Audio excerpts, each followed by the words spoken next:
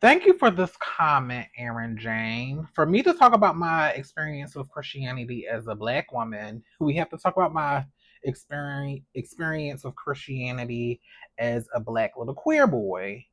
So like I said, I was somebody that grew up culturally Christian. My mom, single parent, never really enforced like religion or Christianity on me, but definitely culturally Christian. My experience with Christianity, I would go home. My mom would send me to my aunt's house. So most of my mom's side of the family is from Columbus, Georgia. It's about a hour and a half southwest of Atlanta, and my mom would send me there every summer. And I had a particular aunt who was born again Christian in her 40s, and she was very heavily involved in the church. In fact, the church was up the street from her house, and in fact, there's a lot of churches in Columbus, Georgia, like on every corner. And she was the type, she was in a choir, she was an usher. We went when I would go down there during the summertime. We went to Wednesday for Bible study, Thursday for choir rehearsal, and then for church it will be Sunday school in the morning, the first service at 11, and then probably a second service at 1, and then some eating and stuff afterwards. So that was where I got a lot of my Christian upbringing. But I also, my family in Maryland, I have Aunt Cynthia. Hey, Aunt Cynthia. She's been a pastor all of my life, and her approach to theology, she has a very radical black feminist theology, and no shade. Where I sit now, even though I don't identify as Christian, I can only really vibe with people that identify Christian that have that black radical feminist theology. Anything else, I can't get with that. I can't vibe with that.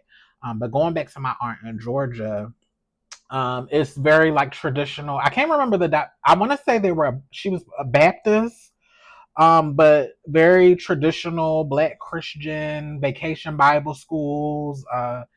What is it called? Not it's not called convocations, but revivals. Going to revivals, I have memories of that.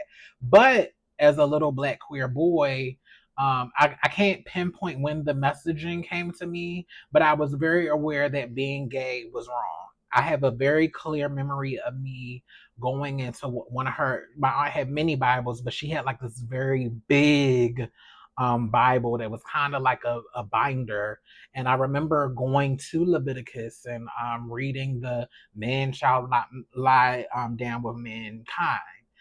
So I had a very understanding, uh, being a little kid, being a little boy, a little queer boy, that whatever gay was wrong. It was a sin, it was an abomination.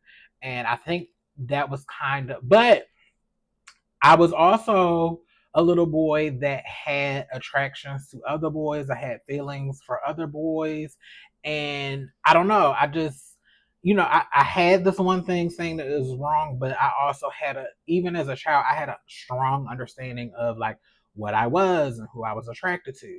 So then as I got older and I became deeper into my queerness in high school, like middle school, high school, I kind of got comfortable with the fact that I don't know what's going on, but I'm over here.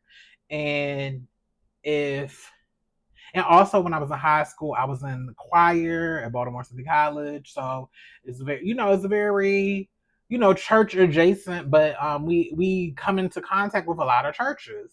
But also being in the choir, there were a lot of other queer boys on the choir. So it just, I lived in that. But I'm the type of person, especially being a Sagittarius, I don't like to live in contradiction, and I don't like to live in conflict.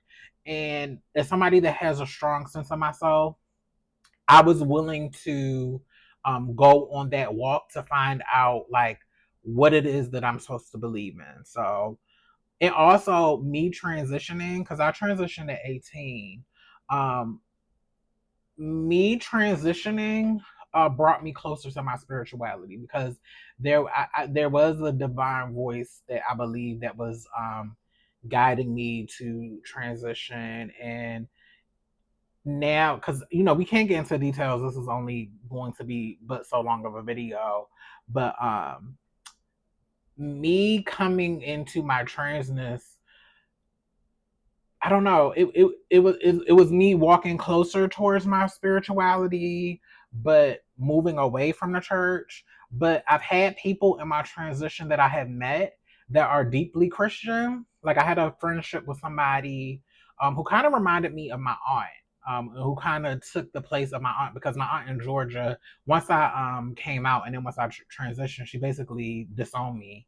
I had a close trans friend who I'm no longer friends with now, but she reminded me a lot of my mom, and she was going down I mean, not my mom, of my aunt. And at the time, she was going down a path where she thought she was going to be a preacher, and she had a lot of it, a lot of that. So I had a lot of trans people that I've met in my life who are connected to the church or who are deeply Christian, who kind of brought me to be more of myself.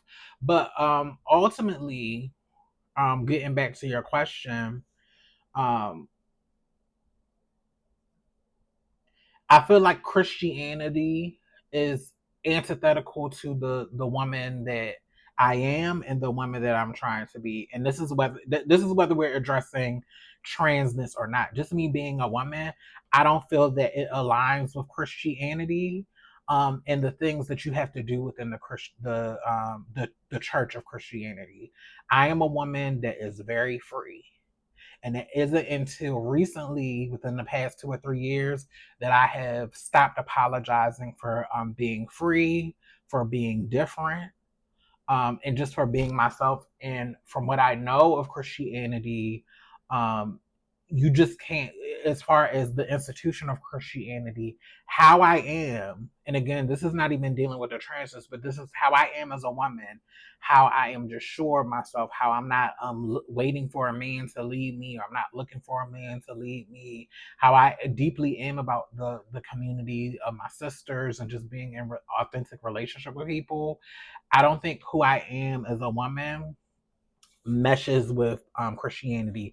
And for me to be in something, I got to be in all of it. I just can't pick and cherry part the picks that apply.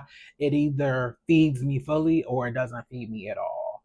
But yeah, my path of my walk of Christianity.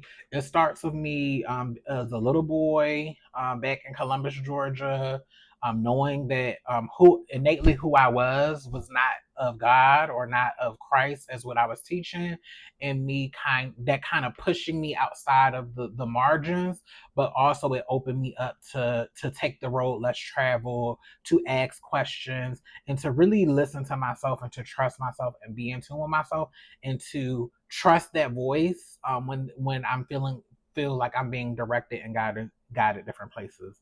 But this video can only be so long, and this is a very complex conversation. But thank you for asking this question. But yeah, we have to go back to the beginning, honey. The beginning, honey, pre-transition.